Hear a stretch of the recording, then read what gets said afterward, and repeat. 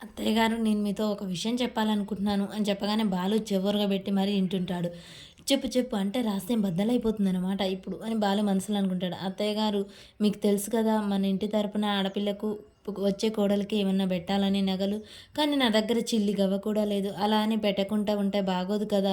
అందుకనే మీరు కొంచెం డబ్బు సర్దితే బాగుంటుంది అని చెప్పేసి ప్రభాతి నసుకుతూ అడుగుతూ ఉంటుంది. బాలు ఉండి సత్యనారాయణ స్వామి అని చెప్పేసి దండం పెడుతూ ఉంటారు. ఏంట్రా పిలిచావా? అబ్బా నాన్న నువ్వు ఒకని మధ్యలో ఇదన్నమాట మ్యాటరు. మీనా, మీనా నేను ఇన్ని రోజులు మా అమ్మ ఎందుకు జీవిస్తుందో, ఎందుకు నటిస్తుందో అర్థం కాలేదు. కానీ ఈ డబ్బుల కోసమా?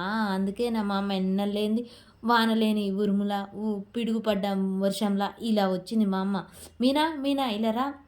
నేను చెప్పానా? అప్పుడే నీకు చెప్పానా? మా అమ్మ ఏ పని ఉత్తకే చేయదని.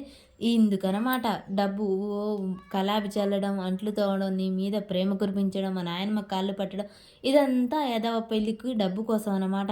అయినా నువ్వెంత గ్రేట్ మమ్మీ ఆ ఎదవ కోసం మా బామ్మ కాళ్ళే పట్టుకున్నావు అని చెప్పగానే, అత్తయ్య ఇక నాకు డబ్బొద్దు ఏమొద్దు నేను ఇక్కడి నుంచి వెళ్ళిపోతాను. నన్ను ఇంత అవమానించిన చోట నేను ఒక్క నిమిషం కన్నా ఉండను. మౌనిక ఏవండి ఇంక పదండి ఇక్కడి నుంచి వెళ్ళిపోదాం. డబ్బు కోసం నేను మాట్లాడుతున్నాను. నన్ను అవమానించిన చోట నేను ఒక్క క్షణంకారం ఉండలేను. పదండి అని చెప్పేసి ప్రభావతి లేచి వెళ్ళిపోతూ ఉంటుంది. యాక్టింగ్ చేస్తూ ఉంటుంది. ఇంతలోనే ప్రభా నువ్వు ఆగు.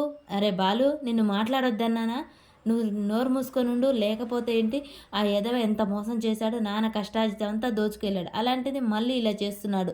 బాలు నువ్వు ఆగమని చెప్పానా? ఏమైందిరా ఇప్పుడు నీకు కారు కొనిచ్చాను నీ పెళ్ళికి. అలాగే మీనాకు నగలు పెట్టాను కదా! ఇప్పుడు రేపు మనోజ్ పెళ్ళికి కూడా అలాగే చేయాలి కదా అని చెప్పేసి అమ్మ మీనా నువ్వు వెళ్ళి కౌలు డబ్బులు తేపో అని చెప్పేసి అనగానే ప్రభావతి సంతోషపడుతూ ఉంటుంది. నానమ్మ మళ్ళీ ఒకసారి ఆలోచించు. నువ్వు మాట్లాడొద్దని చెప్పానా? మాట్లాడకు.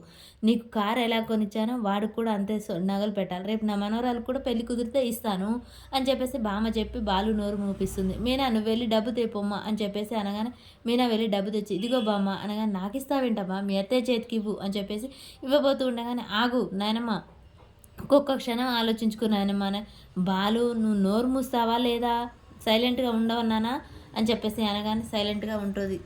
అలా వాళ్ళ బామ్మ అయితే బాలు నోరు మూపిస్తూ ఉంటుంది. ఇక డబ్బులు చేతికి రాగానే బాలు గోయిందా గోయిందా అని చెప్తూ ఉండగానే ఇక ప్రభాతి డబ్బు చూస్తూ మురుస్తూ ఉంటుంది. మీనా అలాగే చూస్తుంది. చూసావా మా అమ్మమ్మ ఒక డబ్బు చూడగానే రామగుండం ఫ్యాక్టరీలా దగ దగ దగ మెరిసిపోతుంది. కోటప్ప కొండ ప్రభల మెరిసిపోతూ ఉంటుంది. ఇక డబ్బులు వచ్చినట్టే గోయిందా గోయిందా అంటుంది.